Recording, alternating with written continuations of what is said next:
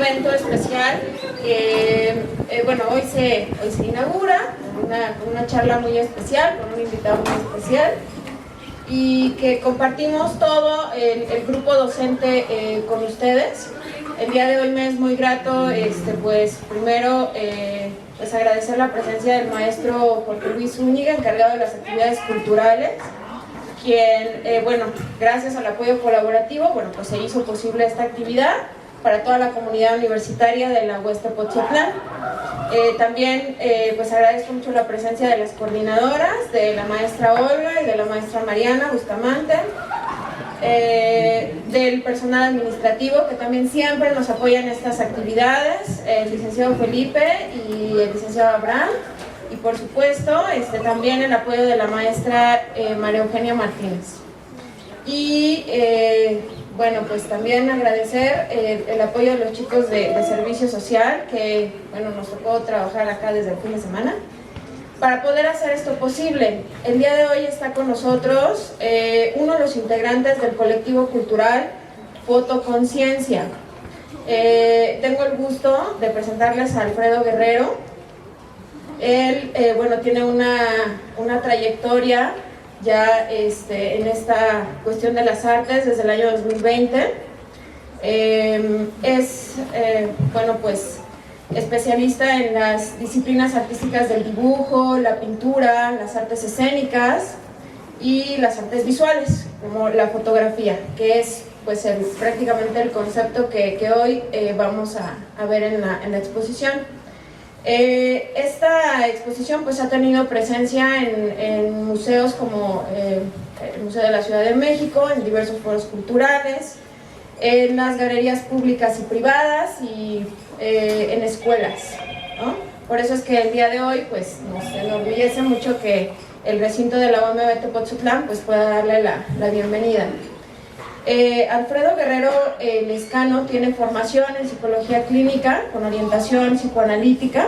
Ha colaborado activamente en diversos campos de la investigación académica a nivel primaria y secundaria con programas socioemocionales a través de las artes, la filosofía en las aulas, el cine como instrumento educativo y bueno, otros tantos proyectos a través del programa cultural Educarte. La formación pues que tiene como psicólogo en esta especialidad la obtuvo a través de la máxima casa de estudios de la UNAM. Pues ha ejercido la psicología clínica, enfocado también en las infancias y en las adolescencias. En otros campos de estudio ha incursionado también en la filosofía e historia del arte en la UNAM y la fotografía y el cine en Secult. Y bueno, pues algunos de sus logros, por mencionar aquí algunos. Él tuvo bueno, pues ahí una participación con las emociones en 1000 años de historia del arte, en Educarte en 2019-2020. Una participación en el seminario entre el psicoanálisis y la pedagogía en 2018-2019. Y es fundador del proyecto Taller Cultural Artístico, que fue un proyecto que inició en el año 2022 con el colectivo Fotoconciencia. Ha tenido desarrollo en investigación precisamente con la temática que vamos a ver hoy en la exhibición, que es duelo y melancolía, fotografía y psicoanálisis. Y bueno, pues actualmente se encuentra desarrollando proyectos de investigación intelectual, cultural y artística sobre los lenguajes del cuerpo. Pues yo quiero pedirles, chicos y chicas, un fuerte aplauso para Alfredo Guerrero.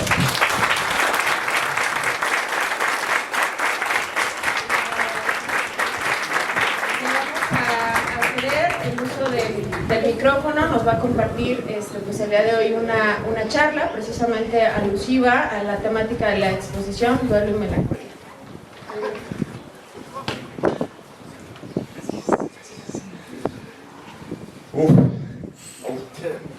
Okay. Qué lío, ¿no? Pues como decimos, pues ya estamos aquí, ¿no? Pues ahora vamos a darle. Vamos a ver si se sostiene un poco, ¿no? Esta trayectoria. Ven que a mí me pasa mucho como al melancólico precisamente, ¿no? El melancólico tiene una característica muy, o sea, es como muy singular, ¿no? La característica de toda la gente melancólica. No necesita como grandes afanes, ¿no? Para hacer esta presentación. El melancólico se presenta por sí mismo en una degradación de la valoración de sí, ¿no? Entonces yo estaba escuchando todo esto, ¿no? Y dije, ay, es mucho, ¿no? ¿A poco sí voy a poder sostener esto en una charla, ¿no? Y ahí están los chavos, ellos seguro que tienen preguntas y me están viendo. Y entonces empieza como todo un conflicto, ¿no? Interno de decir, bueno, pues ya estamos aquí, ahora vamos a sostener esto que dijimos, ¿no? Muchísimas gracias por el espacio, ¿no? Se oye demasiada rimbombancia, ¿no? Cuando alguien narra un proyecto. Ven que, hablando de los lenguajes, entre la narrativa escrita, entre el pensamiento que se va articulando en el sujeto, y entre el acto mismo, bueno, a veces hay como variables, ¿no? O una disociación entre uno y otro, o simple y sencillamente incongruencias, ¿no? Es hiper difícil. Yo lo que podría decir como experiencia es que es muy difícil llegar a sostener, ¿no? Esto así como un protocolo, ¿no? De, oh sí, las artes, la educación. La verdad es que no. Anda uno ahí tocando puertas, mendigando, si me permiten el término, mendigando espacios narrativos. O sea, es como, oye, traigo un proyecto comercial, traigo un proyecto mercadológico, traigo un proyecto de desarrollo, no sé, de posicionamiento de algo, ¿no? Pero que sea económicamente rentable. No, bueno, o sea, sí hay puertas, sí hay muchas oportunidades, y efectivamente en un país eternamente en desarrollo como México, bueno, pues es que sí se da, ¿no? Pero hay un estigma social, y un estigma que precisamente el colectivo Fotoconciencia pues pretende ahí dejar una marca, al menos un registro, ¿no? O al menos hacer escándalo, ruido en todo esto, ¿no?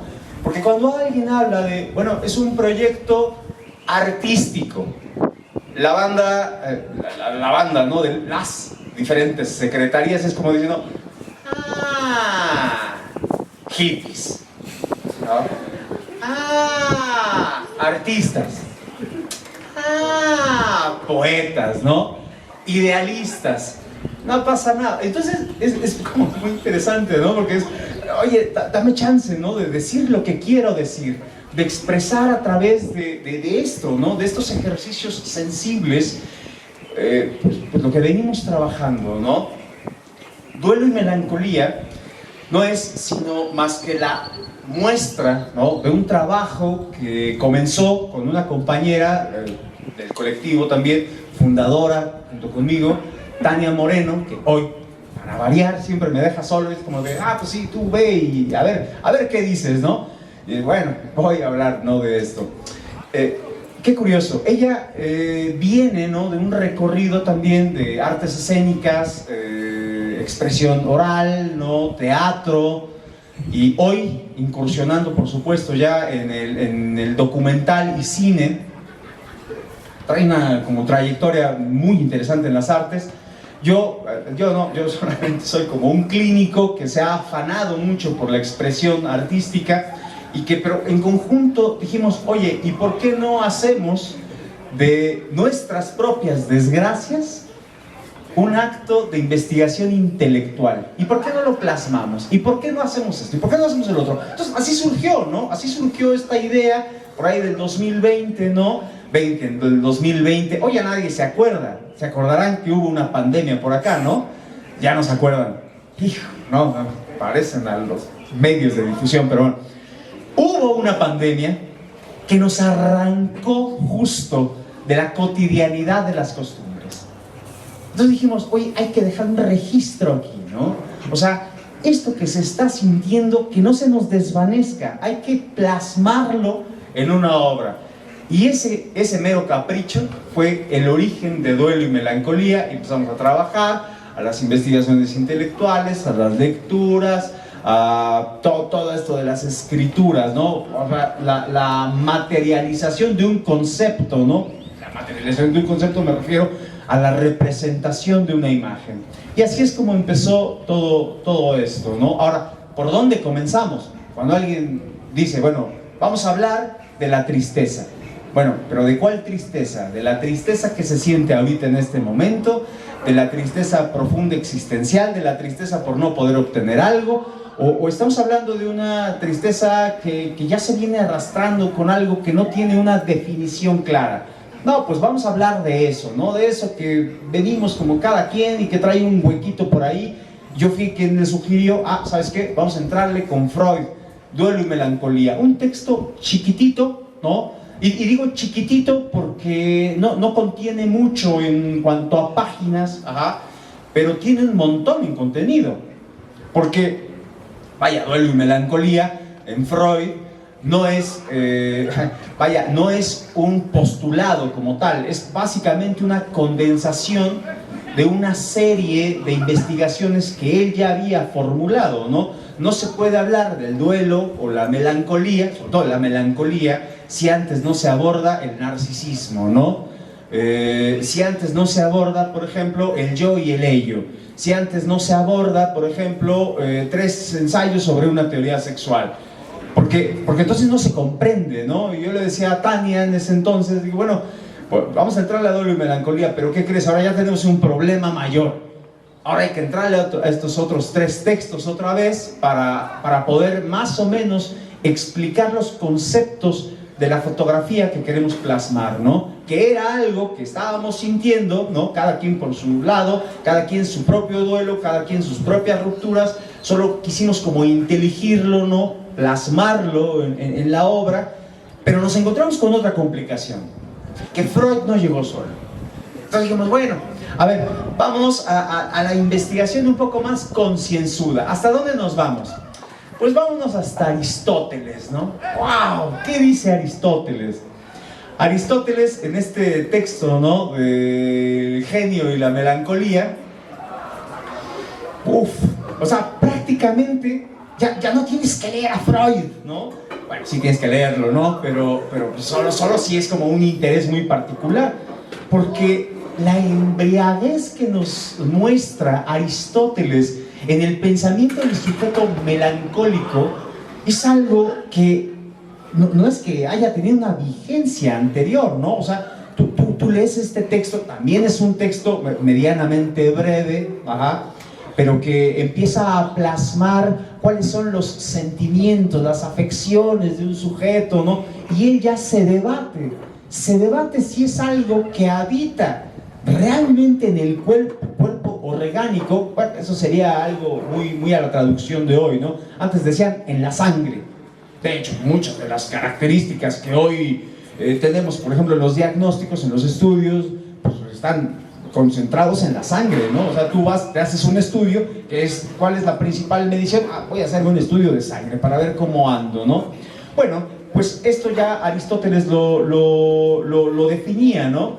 Pero nos encontramos con otro problema, que no podíamos quedarnos nada más con Aristóteles, no podíamos quedarnos con Freud, y entonces dijimos, bueno, ¿y ahora qué carambas hacemos? Vámonos hacia Hipócrates, porque fue ahí en Hipócrates donde un estudio muy acertado, por cierto, poco trabajado por él, pero muy bien dirigido, acerca de esta teoría de los humores, que medianamente explicaba por qué un sujeto se comporta como se comporta.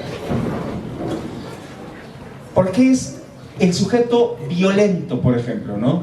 ¿O por qué de la violencia brinca a una tristeza profunda, ¿no? La melancolía. ¿O por qué es un sujeto débil, ¿no? Y enfermizo, ¿O por qué es un sujeto angustioso? Y entonces, la teoría de los 4 humores, ¿no? El sujeto, todos tenemos estos 4 humores, ¿no?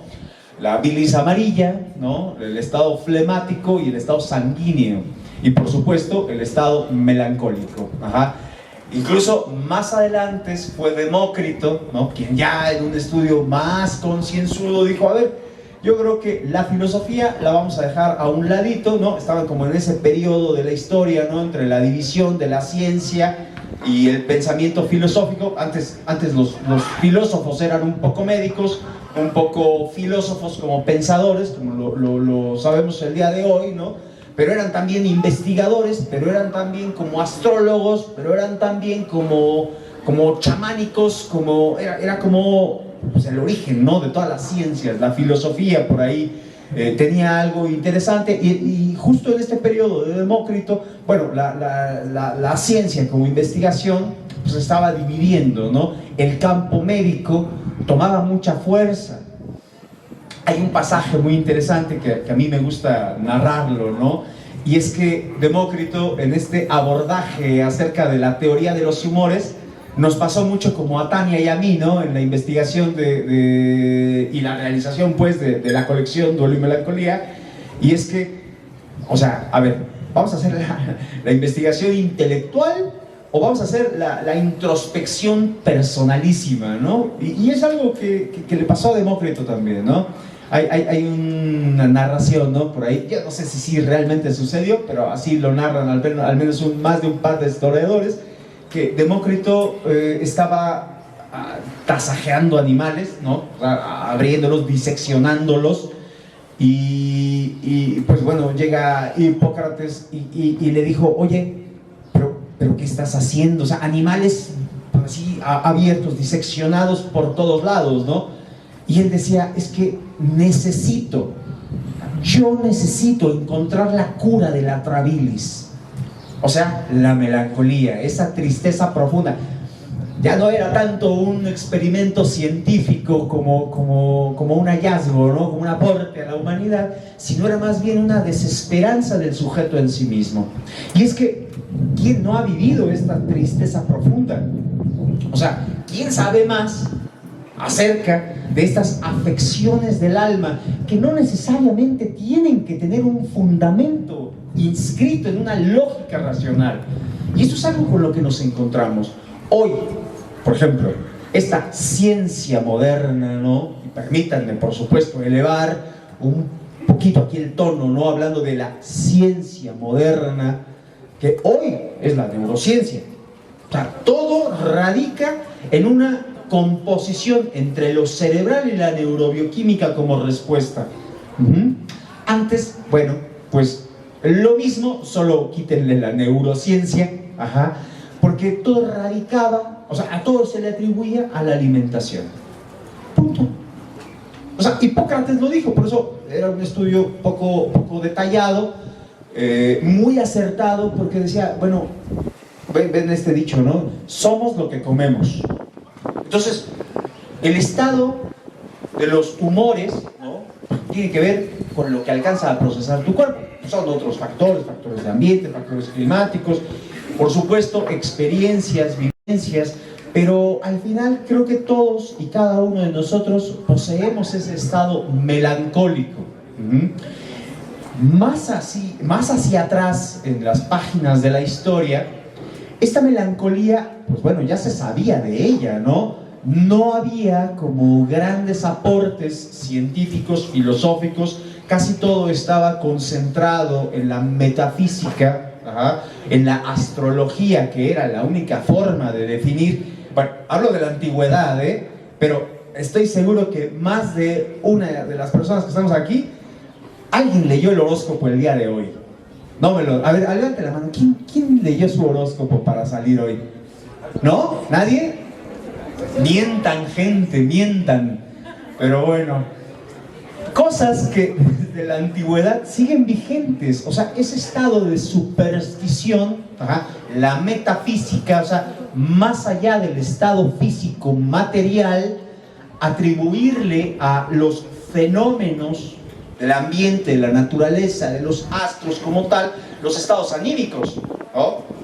Digo, ¿quién no ha salido, ¿no? con una persona, claro, ¿no? Típico de Capricornio, típico de Sagitario, claro, eres Libra, ¿qué se podía esperar, no?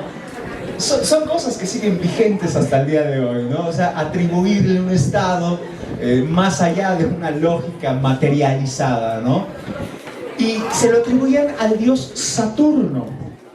por eso es que en parte de la obra, de la colección de Duelo y Melancolía, pues no podía faltar Saturno, porque en todas las investigaciones que hallamos, o sea, Saturno era como el patrono, por así decirlo, ¿no? El patrono de la melancolía.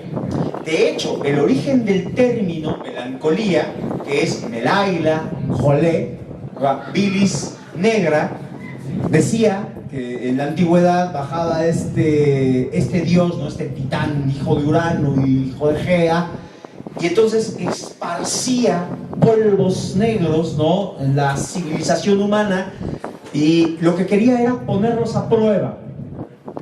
O sea, era la forma en la que el dios Saturno, esto se le atribuía, ¿no?, a este gran titán, era la forma en la que el dios Saturno hacía merecedores de la vida humana a los humanos, ¿no? Porque la gente enfermaba de tristeza, la gente se dejaba ir de esta tristeza profunda, de esta melancolía, solo se dejaban ir, o sea, perdían la voluntad. Decían que cuando estos polvos saturninos, ¿no?, caían sobre ellos, era como, ya no tengo ganas de nada, es el desánimo, no tengo hambre, no tengo ganas ni de sexo, ni de comida, no quiero nada, ¿no? Ya no espero nada de la vida. Solo se dejaban. Pero muy curioso, porque también, por ejemplo, mucho de la cultura, ¿no?, judaica, ¿no?, estos ritos del judaísmo, pues adoptaron esta parte del mito, ¿no? Porque lo que decían era, bueno, quien resurja de estos estados melancólicos es porque tiene que cruzar por un estado de reflexión. Entonces es como el sujeto renovado. Estos estados de meditación, estos estados de introspección, estos estados de guardarse, ¿no?, como el Shabbat, ¿no? Por ahí hay una referencia etimológica, ¿no?, de Saturno, ¿no? Sábado, Saturno, sábado, que es el astro que corresponde al día del sábado, por si no lo sabían, de estas cosas que a nadie le interesa, pero igual está bueno saber, ¿no? O sea, para el ligue, ¿no? Imagínense ligando a alguien, oye, ¿sabías que Saturno corresponde al día sábado? No te voltean a ver nunca, ¿no? Bloqueado. Sábado, Saturno, Shabbat. Y era el día de guardarse. ¿Para qué? Para la reflexión. Entonces, para cuando volvemos a Aristóteles, ¿no?, en el genio y la melancolía, Aristóteles decía que justo el estado melancólico tiene esta característica: se guarda, es aislado, es introspectivo, es temeroso, es cauteloso, pero que de pronto en estos giros violentos que da, no hacia las personas, sino hacia sí mismo, lo mismo que dice Freud, que se vuelven salvajes, se vuelven iracundos. De hecho, más adelante en las páginas de la historia, tomando a Aristóteles, de hecho todo es Aristóteles, o sea, ustedes entran a una clase de lo que quieran y por ahí hay una embarrada aristotélica, todo es Aristóteles. Las traducciones aristotélicas van a dar así fielmente hasta el 1400, más o menos. Entonces, qué curioso, pero dice Aristóteles que en este giro, ¿no?, de lo iracundo, de lo melancólico, de lo lujurioso, de todo esto, hay un estado creativo, que es el punto de reflexión que decían los místicos antiguos. Más adelante del medievo, por ejemplo, ¿no?, se retoma esto con Panofsky, con Robert Burton y con Marsilio Ficino, que es una figura muy, muy importante para ello. Fíjense, empezamos con un ocio, Tania y yo, así como va la historia. Empezamos con un ocio, dijimos, ¿qué hacemos? Vamos a hacer fotito, ¿no? ¿Por qué? Pues porque nos da la gana. Pero vamos a hacer una fotito como con sentido, ¿no? Ok, y entonces ya nos fuimos en todo este recorrido, ¿no?, hasta llegar a Robert Burton. 3 ensayos de Robert Burton. El primer libro habla de los estados físicos. El segundo libro habla básicamente de los estados como, sí físicos, pero como reacción metafísica, ¿no? O sea, el ocultismo. Hay un punto muy interesante, ¿no? O O sea, uno piensa acerca de la filosofía del ocultismo y dirán, ¿no? Ah, pues a lo mejor hablan de brujas, ¿no? De alquimia, de chamanes, y pues sí habla de eso, ¿no? Pero más como hacia las lógicas del pensamiento, ¿no? Como ya estos rituales, ¿no? La masonería, por ejemplo, ¿no? Los herméticos, o sea, son logias que siguen vigentes hasta nuestros tiempos, pues bueno, guardan mucho de estas representaciones simbólicas. La sal, el mercurio, y ahí me falta un elemento por ahí. Me acuerdo, y si alguien se lo sabe, me lo recuerda, por favor, ¿no? O sea, estos rituales que es como la muerte del sujeto, ¿no? Este estado de confianza, te tienes que cegar los ojos, tienes que confiar en el otro, ¿no? Pero hay una renuncia de sí. Entonces, cada una de las representaciones simbólicas de los rituales, ¿no? Para la admisión de las logias, tiene toda esta hilación, pues, del pensamiento filosófico, del pensamiento científico, claro, ¿no? Porque se supone que debe de haber un perfecto cuidado de sí para alguien que ingresa en ello, ¿no? Y había otra característica. Ya el libro 3, que nos lanza un poco más hacia los estados creativos, ¿no? Habla de la melancolía como un estado de elevación. Y justo en este periodo, estoy hablando ya más o menos del 1400, se vuelve a retomar, ¿no? Al sujeto y al patrono Saturno, otra vez vuelve a aparecer en las páginas de la historia el dios Saturno, pero ya no como algo malvibre, ¿no? O sea, no es como este titán mala ondita que nos esparcía nada más polvos negros, ¿no? La bilis negra para que nos muramos por morirnos, ¿no? No, sino se le da este tinte artesanal, por así decirlo, ¿no? O sea, y como el artesano. ¿Qué es lo que hace un artesano? Bueno, lo que hace es que trabaja con los elementos naturales y es a partir de la transformación, o sea, una especie de mutación del elemento mismo para llegar a otra cosa, a otro estado, ¿no? Un estado de elevación, una especie de finura, pues ya no es la tosquedad de la materia, sino es algo ya perfilado, por así decir, ¿no? Esa gracia tiene el artesano, toma los elementos naturales y los convierte en obra. Bueno, pues lo mismo decían acerca de los estados melancólicos, más o menos por este periodo. El dios Saturno era aquel que te daba la oportunidad de entrar en un estado profundo de tristeza, de melancolía, de desaprobación, de aislamiento, para poder hacer de ese estado melancólico arte. Los poetas. Y entonces habrá que recordar también que más o menos es el periodo, ¿no? del amor cortés, por ejemplo, ¿no? O sea, bueno, el amor cortés tenía otras características. Creo que no sé si sea como el mejor de los ejemplos, pero también porque comenzamos a romantizar muchas de las formas culturales, muchas de las formas, de las tradiciones, pues incluso hasta de los elementos mismos. Es que esto siempre lo hemos hecho, ¿no? O sea, cómo me siento respecto a una cierta realidad, dependiendo de la época, siempre romantizamos, ¿no? Es como que poetizamos las realidades. Y en ese entonces, y en ese periodo, pues era muy característico, ¿no? Sobre todo la romantización de la melancolía. Los poetas, hoy mismo, ¿qué hace un poeta? Entonces lean poesía, ¿y de qué está hablando? Pues está hablando de que se le está abriendo el pecho, ¿no? Está hablando de que se está rompiendo el coco por ese amor que a lo mejor ni siquiera existe, ¿no? Como los te quiero de tu ex. Esos sí existieron, pero no se los crean mucho, ¿eh? Una ilusión, ¿no? Pero bueno, ese es el punto. O sea, que hacían de eso un instrumento de arte. Los escultores, los poetas, los pintores. O sea, hay toda una línea, ¿no? Por ejemplo, esta cultura flamenca, ¿no? En el arte, los españoles, caramba. O sea, esta influencia que testica a algunas de sus obras, en donde ya historiadores han dicho, bueno, a ver, es que esto no es un mártir como tal, es un sujeto melancólico, porque no es un san, no sé, varios sans, ¿no?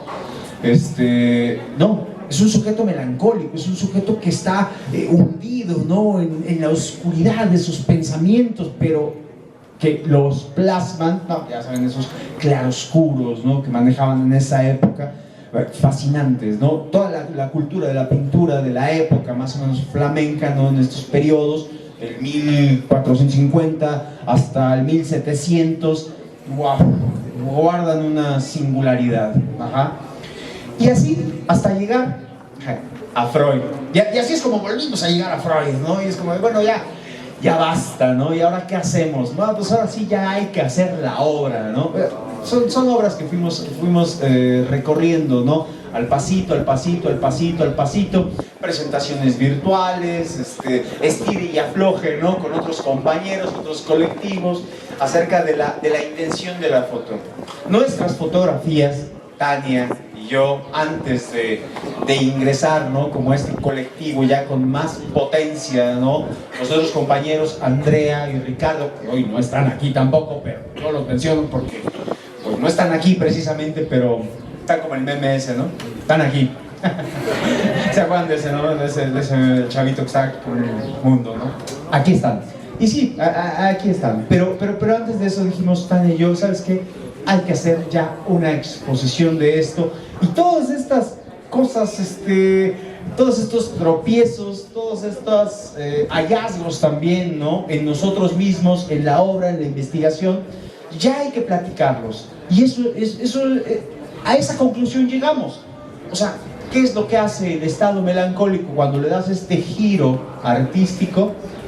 Bueno, pues es que quiere ser visto, ajá, que quiere ser escuchado.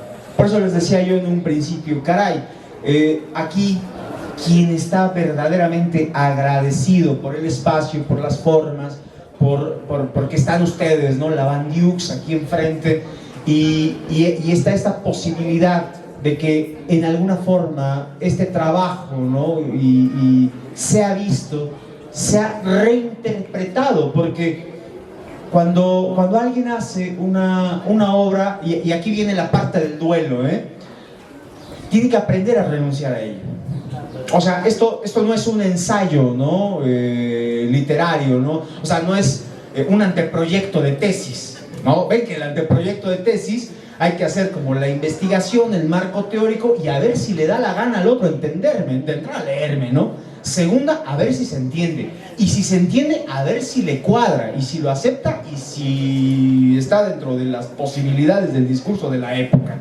Entonces, no. Lo que tiene como característica la obra de arte, y esta condición sí tendría que ser extendible a todas las artes, es que hay una renuncia. Haces una obra y en ese momento entras en duelo. Tienes que renunciar a ello. ¿Por qué? Porque lo que va a pasar a partir de ello es que la obra tiene que narrarse por sí sola.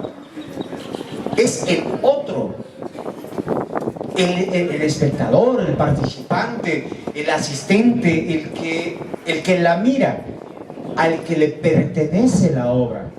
Es algo muy chistoso, ¿no? Porque eso hicimos también Tania y yo, ¿no? Dijimos, bueno, ya está, ¿y ahora qué?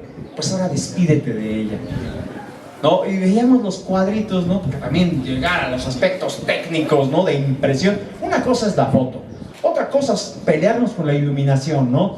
Otra cosa es la composición, las narrativas y todo esto, ajá. Y la otra es la impresión. Bueno, ya están impresas, las olíamos, las veíamos, casi las lamíamos, ¿no? Así de, oh, qué bonito cuadro, ya lo lamí, ya lo ensucié, ¿no? Pero, y ahora renunciar a esto, qué chistoso. Parte del duelo y la melancolía en esta colección fue renunciar a la misma colección.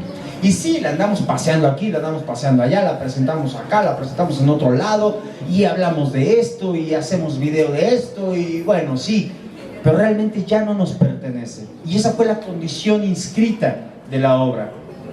Ahora le pertenece ¿a quién? A aquel que puede reinterpretar, y si así lo puede, y si así lo quiere, y si así le da la gana, y si es que esa forma sensible de la imagen puede tocar a alguien, entonces ya le pertenece en algún sentido. Y es parte del duelo, ¿no? Freud hace una distinción, me vuelvo a Freud, y así soy yo, ando ahí paseando por los diálogos, por los discursos, y ya cuando acuerdo, no se preocupen, no se espanten, ahorita yo cierro y encuadro, ¿no? Como ese cierre magnífico, ¿no? Ya para la grandiosa huida. Pero Freud hace una característica también interesante. No se atrevió mucho a hablar de las artes, fue muy cobardón, pero sí habló de algunas pinturas oscuras de Goya, sobre todo de la de Saturno, qué curioso, también Saturno devorando a su hijo. Él decía que mucho de su teoría psicoanalítica podría estar inscrito en esa representación de la obra, ¿no? ¿De qué hablaba Freud? Pues hablaba de sus propias interpretaciones, ¿no? Acerca del cuadro, que era como... ¿Se han visto ese cuadro? Saturno devorando a su hijo, ¿no? O sea, es la desesperación de Saturno, ¿no? Es que ya no puede parar, parece que ya no puede parar, está los ojos casi desorbitados, ¿no? Y el hijo así desmembrado, cercenado, vaya, ¿no? La posición de Saturno, ¿no? De ese gran coloso que está ahí entre lo agarra entre las manos, es como cuando tienes mucha hambre, ¿no? Y sabes que tienes una hamburguesa y tienes que compartirla. Es como, ay, me una mordida y yo te la paso. Y claro, muchísimo más grave porque era su hijo, no era hamburguesa, ¿no? Pero entonces, él decía, ¿no? Que esa obra podría ser como parte de un instrumento para hablar de algunas de sus teorías, pero no se atrevió a abordar más las artes. Fueron otros psicoanalistas de su mismo círculo de 7, como los miércoles que se le conocía, que incursionaron mucho en las artes, ¿no? Incluso hicieron película, literal, de los diagnósticos clínicos e investigaciones. Karl Abraham y Sándor Ferenczi, que eran sus mano derecha-izquierda o la derecha-derecha, no sé, hicieron película. Hay una película de 1917 que se llama Secretos del Alma. Ajá. Entonces el psicoanálisis siempre estuvo ahí como muy metido, muy de la mano de las artes, toda la influencia del dadaísmo, el surrealismo, pero Freud no se atrevió. Y es que Freud tenía que tener otros cuidados, ¿no? Para que justo la teoría psicoanalítica fuera a permear y no le pasara lo que le está pasando en la actualidad, que está desapareciendo prácticamente el psicoanálisis como tal, ¿no? Freud hace una distinción del duelo. El duelo es como una división yoica, una pérdida de sentido. Cuando alguien pierde algo, sientes que te pierdes a ti. Es como si el otro se hubiera llevado algo que estaba contigo, que te pertenecía o que era adhiriente pues a tu persona, a tu significado, a tu sentir, a tu tránsito de la vida diaria, y te rompes, te quiebras. Pues claro que te sientes mal, digo mal en términos de tristeza, en términos de una pérdida de sentido, pero Freud dice, y lo dice muy bien, ¿no? Para el duelo, es más, ni vayan a terapia. No lo dijo así, y lo dijo aparte en alemán, pero prácticamente eso hubiera dicho, ¿no? O sea, no, ni vayan a terapia porque esto es transitorio, y esto es, o sea, si una persona se siente que se rompe, que se desgarra a partir de una pérdida significativa, pues es que está bien. Claro que está bien, o sea, es que el aparato afectivo, ¿no? O sea, esta relación del objeto amado, pues funciona, claro, o sea, las pulsiones se dirigen a través de la libido hacia el objeto amado, este objeto ya no está, y lo que hacen las pulsiones es que retornan el yo, es como, bueno, ya te vas, ya te fuiste, o hubo una pérdida, una ruptura. Pues tomo mi líbido, esta que se dirigía, tomo mis pulsiones y ahora las pongo acá, ¿no? Es como una sublimación constante y una no lo digo así, y esto es una palabra muy nueva, una especie de reingeniería emocional, ¿no? Significativa del pensamiento, del sentimiento, de la sensación, que eventualmente se va a estabilizar. Ajá. A diferencia del melancólico, que decía que no. O sea, la característica del melancólico, y vuelvo a esto, es que siempre se va a presentar como una persona que se degrada todo el tiempo. que la valorización que tiene está como en el subsuelo, ¿no? de todo lo que puede suceder, es como el causante. Por eso decía de los estados narcisistas de la persona. Todos pasamos por un estado narcisista en la primera infancia. Por eso él mencionaba, ¿no? Un narcisismo secundario. Ahora, no es que haya otro narcisismo, es que regresas a estados primarios del narcisismo en donde estás totalmente pegoteado a una figura, pero crees que esa figura es como que tú eres el causante, pues, del deseo, o de los motivos, o de los conflictos, o de todo lo que le pasa a la persona, como cuando tenemos 2 años y medio, 3 años, 4 años de edad, que estamos totalmente adheridos a estos roles o a estos mecanismos de socialización en el infante. Bueno, sí, pero en una persona de 30, en una persona de 20, en una persona de 40, en una persona de 60, bueno, esto no puede suceder, ¿no? Es que ahí había un profundo apego, y cuando hay una pérdida, ahí es cuando la melancolía se desencadena, o bien es solo un periodo de duelo, ¿no? Pero la melancolía, en el momento en el que surge, se queda. ¿Hay cura? Freud fue muy chistoso en esto, y cuando digo fue muy chistoso es que gracia no hace, ¿eh? No se cura. Hay formas muy amables de llevarse con la melancolía. Me encanta que las ciencias modernas, ¿no? Estas neurociencias, esta neuropsicología actual, moderna, ¿no? Todo lo pone en la industria farmacológica.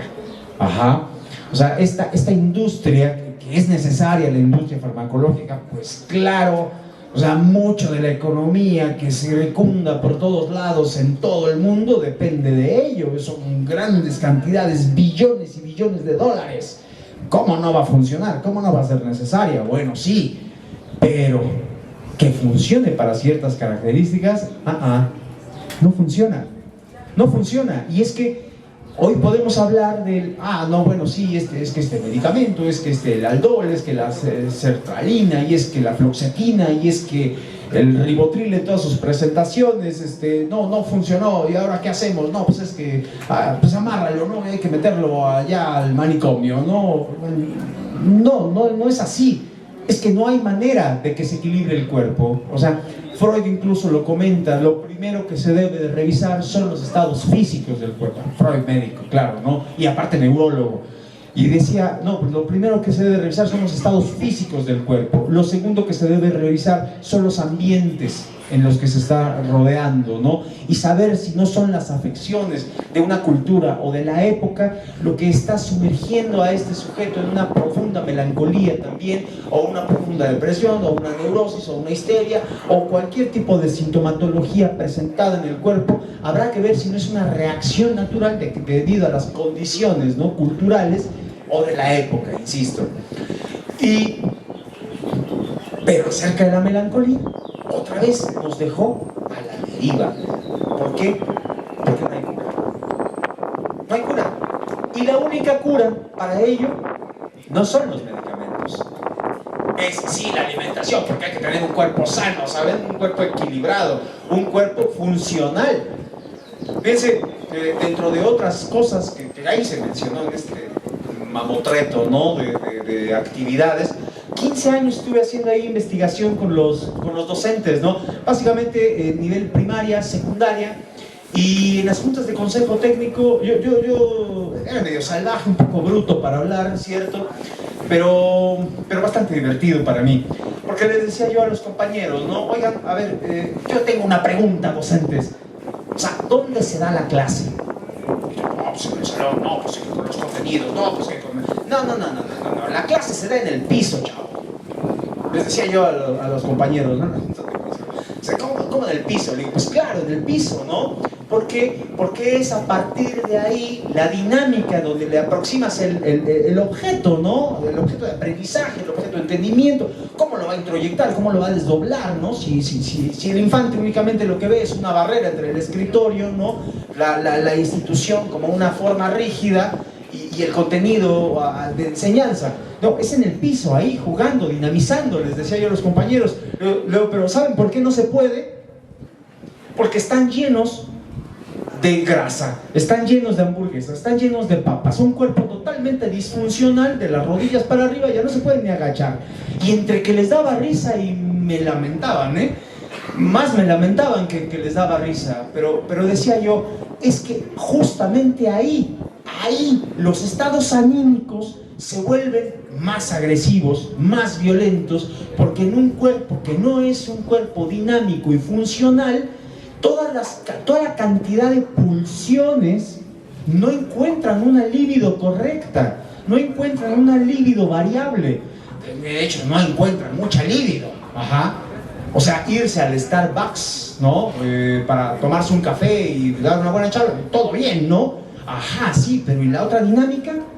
Y la dinámica de movilidad, de desplazamiento, de espacialidad, de conciencia temporal. O sea, esto que te lo da un cuerpo dinámico. Por eso Hipócrates, fíjense cómo volví a dar de saltos en el tiempo, por eso Hipócrates dijo, la alimentación.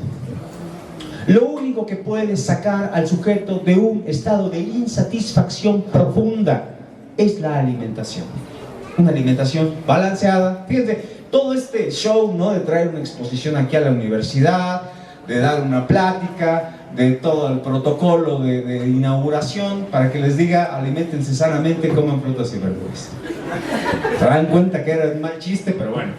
No, en serio, o sea, hagan de ese cuerpo un cuerpo funcional. Los estados melancólicos son preciosos siempre y cuando exista una ruta de la libido para los estados creativos, como lo decían estos investigadores, poetas, filósofos y algunos sacerdotes como Marsilio Ficino, que mencionaba,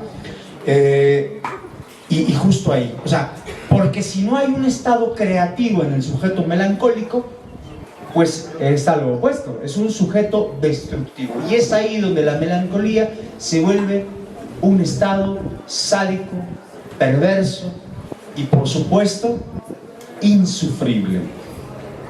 ¿Vale? Bueno, pues yo me podría seguir aquí una eternidad, ¿no? Platicándoles todos los tropiezos para la realización de esta obra, pero nada, no, yo soy muy parlanchín y aparte divago mucho, me voy entre autores, me voy entre fechas, me voy entre... y así, ¿no? Pero no tengo sino más que decir gracias por el espacio, ¿no? Si tienen oportunidad y les da como el ánimo, pues, de ello, están nuestras redes sociales, Fotoconciencia, así en Instagram, Fotoconciencia, o Tiene Patas Fotografía. Y si tienen chance y si hay alguna obra que les haga sentido, por favor compártanos ese comentario, que para nosotros eso está chido. O sea, eso es lo que uno busca, ¿no? O sea, ¿qué te dijo? ¿Qué te dijo quién? ¿Qué te dijo el cuadro? ¿Qué te dijo la obra? ¿Qué te dijo la foto? Pues me dijo esto. Es como, wow, qué chido, porque yo ya nunca la volví a ver, ya no me perteneció, yo ya renuncié a ella.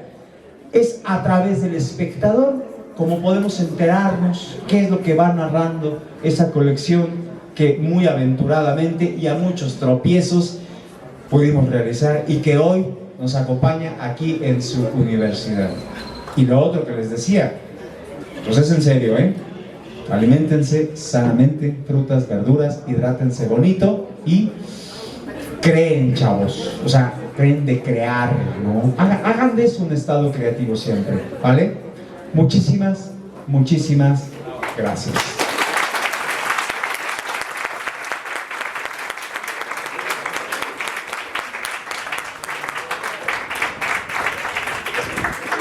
Alfredo, pues muchas gracias. Y si era cierto eso, se puede seguir otras 2 horas, si es cierto, lo he visto. Pues igual no nos queda más que agradecer el tiempo, el espacio, la charla, la compartidera, dice él. Chicos, espero que pues se lleven algo de la charla, de la exposición. Muchas gracias a los profesores que nos dieron el tiempo Y pues ahorita es grato igual pues darle la bienvenida, que siempre nos acompaña en los eventos, también el coordinador, el maestro Lalo, el coordinador de administración. Y ahorita en un momento muy especial para hacer el reconocimiento a nuestro coordinador general, el maestro Manuel de la Torre Hernández, para hacer entrega del reconocimiento. Maestro, adelante.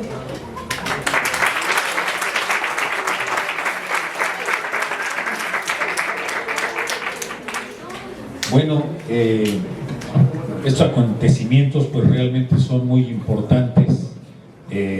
Alfredo, agradecerte profundamente todo tu esfuerzo y todo tu carisma que pones al dar estas pláticas. Pues hablas de los grandes líderes de la humanidad, Sócrates, Platón, Aristóteles, Freud, etcétera, ¿no? Y además lo haces de una manera muy especial, y pues el tener la atención de los jóvenes es importante. Felicidades. Voy a darte un reconocimiento por todo este esfuerzo que tú realizas. Alfredo Guerrero Lescano, por la exposición artística Duelo y Melancolía. Tienes un reconocimiento que la Universidad Mexiquense del Bicentenario, plantel Tepozotlán, te otorga. Vamos a otorgar un aplauso fuerte para...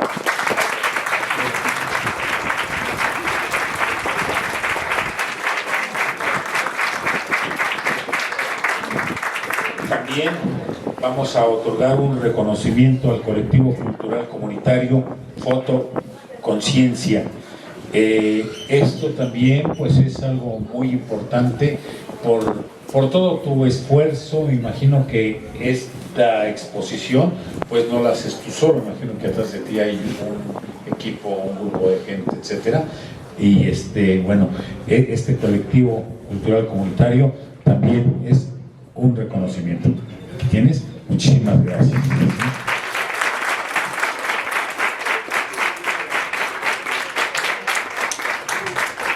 Decirles a ustedes, estimados alumnos, estudiantes de la Universidad Mexiquense del Bicentenario, que este tipo de eventos son muy importantes. La cultura, la ciencia es algo muy importante para el desarrollo, el crecimiento de los pueblos. Yo quiero agradecer también a los maestros, a los docentes que participan muy activamente en estas actividades, al maestro Zupa, aquí al área administrativa, bueno, también a Felipe, acá a los docentes que participan muy activamente, a la maestra Ivonne, también, bueno, al organizador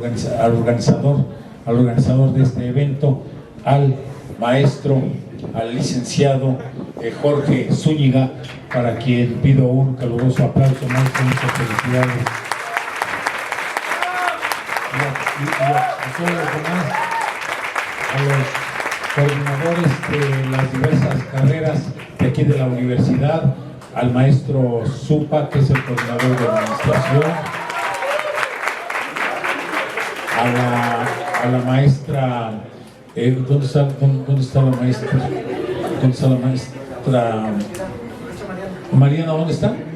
Que es la de logística. Bueno, fue un aplauso también para ella. Y la maestra Olga, también un aplauso fuerte para ella, que es la coordinadora de TICS. Y a todos los participantes aquí que veo que nos acompañan, a la maestra María Eugenia Amaro, que está por acá, etcétera. Bueno, un aplauso fuerte. Y un aplauso también a todos ustedes porque participan en este tipo de actividades. Bueno, me comentaban que la exposición va a tardar 2 semanas, ¿verdad? 2 semanas, bueno, perfecto. Pues para que toda la universidad, todos los alumnos puedan acudir a ella. Bueno, y en este momento vamos a ejecutar el corte de listón para la apertura de esta exposición. ¿Okay?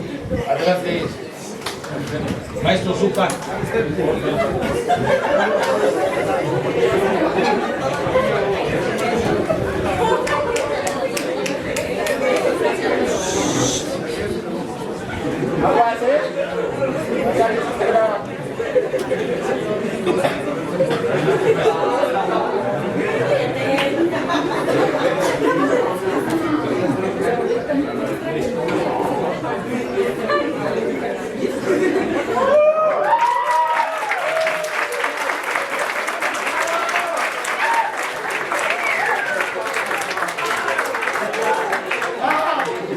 Adelante, jóvenes, pueden pasar.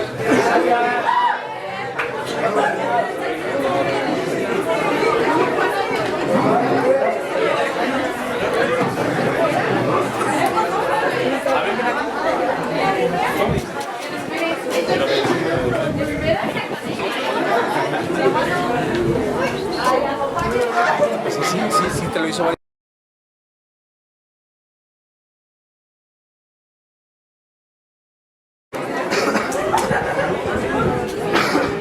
¿Transmitieron en vivo?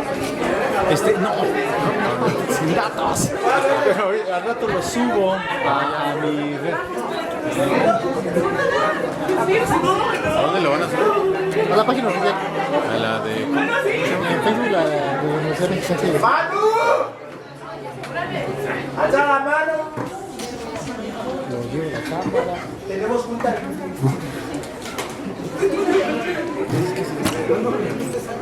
Te lo digo, ¿no? No, con todo y tu pedido, ponerlo ahí. ¿Qué? Vamos por más.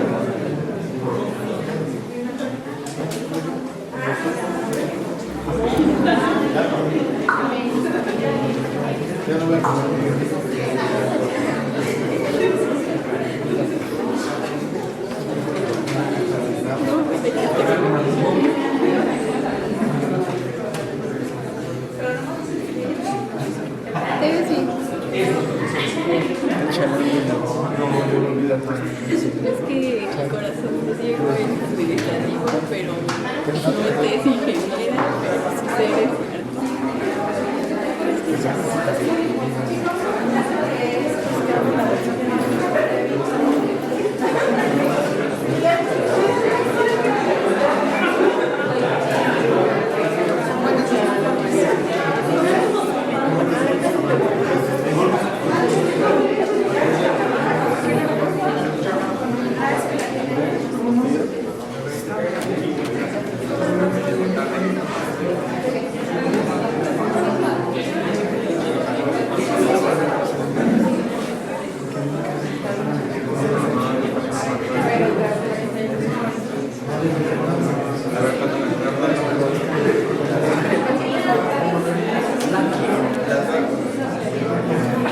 ¿Por qué lo dijo el director?